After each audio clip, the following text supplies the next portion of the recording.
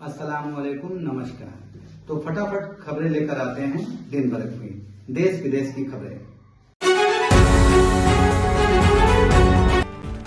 प्रधानमंत्री नरेंद्र मोदी आज कर्नाटक और गोवा के दौरे पर। कर्नाटक के उडुपी में श्री कृष्ण मठ का करेंगे दौरा। लक्ष्य कंठ गीता पारायण में लेंगे भाग।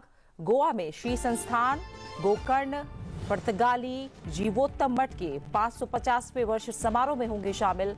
मठ में प्रभु श्री राम की 77 फीट की कांस्य प्रतिमा का होगा अनावरण। ओडिशा विधानसभा को संबोधित करने वाली पहली महिला राष्ट्रपति बनी द्रौपदी मुर्मू। विधानसभा से पारित कई अहम मंगलकारी विधेयकों को सराहा। देश को विकसित राष्ट्र बनाने का किया आह्वान। आज लखनऊ में ब्रह्म कुमारी इसके वार्षिक थीम 2025-26 विश्व एकता और विश्वास के लिए ध्यान के शुभारंभ समारोह में शामिल होंगी राष्ट्रपति। भारत स्काउट्स और गाइड्स के हीरक जयंती समारोह के 19वें राष्ट्रीय जम्बूरी को करेंगी संबोधित। एमएसएमई मंत्री जीतन राम मांझी और राज्य मंत्री शोभा करांदलाजे ने उपराष्ट्रपति सीपी राधाकृष्णन से की मुलाकात। पर्यावरणीय स्थिरता में एमएसएमई क्षेत्र की महत्वपूर्ण भूमिका के बारे में दी जानकारी। उपराष्ट्रपति ने एमएसएमई क्षेत्र को बढ़ावा देने के लिए मंत्रालय के प्रयासों की सराहना। और असम विधानसभा ने असम बहुविवाह निषेध विधेयक 2025 किया पारित। दूसरी शादी करने पर 10 साल तक की कैद सहित कड़ी सजा का प्रावधान। बार बार ऐसा करने वालों को होगी दुगनी सजा। छठी अनुसूची में शामिल क्षेत्रों या राज्य के आदिवासी समुदाय दायरे से बाहर। जापान की राजधानी टोक्यो में आयोजित 25वें समर डेफलिम्पिक्स में भारतीय खिलाड़ियों का अब तक का सबसे शानदार प्रदर्शन। भारतीय खिलाड़ियों ने 9 स्वर्ण 6 रजत और 5 कांस्य पदक सहित कुल 20 पदक किए अपने नाम। प्रधानमंत्री नरेंद्र मोदी ने भारतीय खिलाड़ियों के असाधारण प्रदर्शन पर दी बधाई। लगभग 11:30 बजे प्रधानमंत्री कर्नाटक की उडुपी स्थित श्री कृष्ण मठ के दर्शन करेंगे और लक्ष्य कंठ गीता पारायण कार्यक्रम में भाग लेंगे। इसमें छात्रों, भिक्षुओं, विद्वानों और विभिन्न क्षेत्रों के नागरिकों सहित 1 लाख प्रतिभागी भाग ले रहे हैं, जो एक स्वर में श्रीमद् भगवद गीता का पाठ करेंगे। प्रधानमंत्री कृष्ण गर्भगृह के सामने स्थित सुवर्ण तीर्थ मंडप का भी उद्घाटन करेंगे और पवित्र कनकना किंदी के लिए कनक कवच यानी स्वर्ण कवच समर्पित करेंगे। कनकना किंदी एक पवित्र द्वार है और ऐसा माना जाता है कि संत कनक दास ने इसी द्वार से भगवान कृष्ण के दिव्य दर्शन किए थे।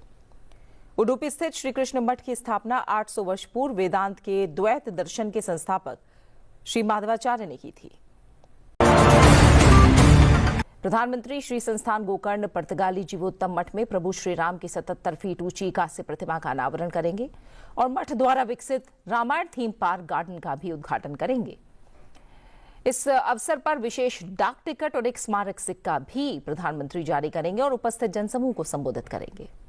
राष्ट्रपति ने कहा कि ओडिशा के लोगों को अपने प्रतिनिधियों पर अपार आशा और विश्वास है। सभी विधायकों का एक कर्तव्य है कि वो उनकी उम्मीदों पर खरा उतरे और उनके चेहरों पर मुस्कान लाएं। कभी यही विधानसभा उनकी विधायी कर्मस्थली रही थी, आज यहाँ वो राष्ट्रपति के तौर पर पहुंची। ये अनुभव न सिर्फ उनके लिए खास रहा, बल्कि उनके कभी साथी रहे सदस्यों के लिए भी बेहद खास रहा। राष्ट्रपति द्रौपदी मुर्मू आज देश की प्रथम नागरिक हैं और अपनी जिम्मेदारियों को बखूबी निभा रही हैं। यह आज की बात है, लेकिन वर्ष 2000 और वर्ष 2004 यानी लगातार 2 बार वो ओडिशा के मयूरभंज जिले के रायरंगपुर विधानसभा क्षेत्र से चुनी हुई प्रतिनिधि रही हैं। राष्ट्रपति द्रौपदी मुर्मू की सियासी यात्रा की बात करें तो जब वो ओडिशा विधानसभा के सदस्य चुनी गई तो उस वक्त ओडिशा में बीजू जनता दल बीजेपी गठबंधन की सरकार थी। तो उन्होंने सिर्फ कुर्सी नहीं संभाली, बल्कि जो काम एक विधायक के तौर पर किए वो आज भी लोग याद करते हैं। उन्होंने ओडिशा विधानसभा में मंत्री के तौर पर जनता की सेवा की थी। भारत की नई पीढ़ी तैयार है। उत्साहित छात्रों की ओर देखते हुए उपराष्ट्रपति ने संदेश दिया, समर्पण, निष्ठा और राष्ट्र सेवा यही आपके रास्ते की असली पहचान होनी चाहिए। उपराष्ट्रपति ने कहा कि ये संस्थान सिर्फ छात्रों को पढ़ाता नहीं, बल्कि उन्हें अनुशासन, चरित्र और नेतृत्व का ऐसा पाठ पढ़ाता है जो उन्हें आगे चलकर देश की रीढ़ बनाता है। उपराष्ट्रपति ने नई संसद को लेकर छात्रों के अनुभव भी जाने। जलवायु परिवर्तन समेत वैश्विक चुनौतियों से निपटने के लिए साझा प्रतिबद्धता पर भी जोर दिया। इस बात पर प्रकाश डाला कि किस तरह से आर्टिफिशियल इंटेलिजेंस और डिजिटल संसद प्लेटफॉर्म का उपयोग संसदीय कार्यप्रणाली में पारदर्शिता, दक्षता और बहुभाषी पहुंच को बढ़ा रहा है। लोकसभा अध्यक्ष ने भरोसा जताया कि साइप्रस के संसदीय प्रतिनिधिमंडल की ये यात्रा, जो 30 वर्षों के बाद हो रही है, सतत संवाद, सहयोग को और मजबूत करेगी और ऐतिहासिक मैत्री और पारस्परिक विश्वास पर आधारित भारत साइप्रस संबंधों को और अधिक ऊंचाइयों पर लेकर जाएगी।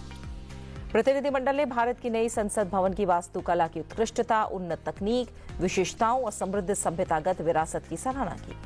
विधानसभा के शीतकालीन सत्र के पहले दिन पेश किए गए इस विधेयक में पहले विवाह को कानूनी तौर पर खत्म किए बिना दूसरा विवाह करना जुर्म बताया गया है। विधेयक में पिछला विवाह छिपाने वालों को 10 साल तक की जेल और पहले विवाह को खत्म किए बिना दूसरा विवाह करने पर 7 साल तक की जेल का प्रावधान है। बार बार ऐसा करने वालों को कानून के तहत दुगनी सजा होगी। ऐसे निकाह करने वाले मौलवियों पर 1.5 लाख रुपए तक का जुर्माना हो सकता है। हालांकि ये कानून छठी अनुसूची में शामिल क्षेत्रों या राज्य के आदिवासी समुदायों पर लागू नहीं होगा। 2026 से शुरू होगा और 5 जनवरी 2026 को फाइनल मैच के साथ समाप्त होगा। विमेन प्रीमियर लीग 2026 के मुकाबले इस बार नवी मुंबई और वडोदरा में खेले जाएंगे। नवी मुंबई में डीवाई पाटिल स्टेडियम मैचों की मेजबानी करेगा, जबकि फाइनल मैच वडोदरा में खेला जाएगा।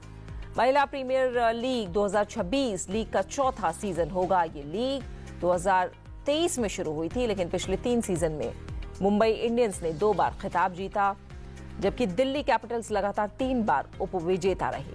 पहले सीजन में मुंबई इंडियंस ने ब्रेबॉर्न स्टेडियम में दिल्ली कैपिटल्स को हराकर खिताब जीता था। 2024 में नई दिल्ली के अरुण जेटली स्टेडियम में आरसीबी ने दिल्ली कैपिटल्स को हराकर विजेता का तमगा हासिल किया। वहीं 2024 में मुंबई इंडियंस ने फिर से दिल्ली कैपिटल्स को हराकर अपना दूसरा खिताब जीता था।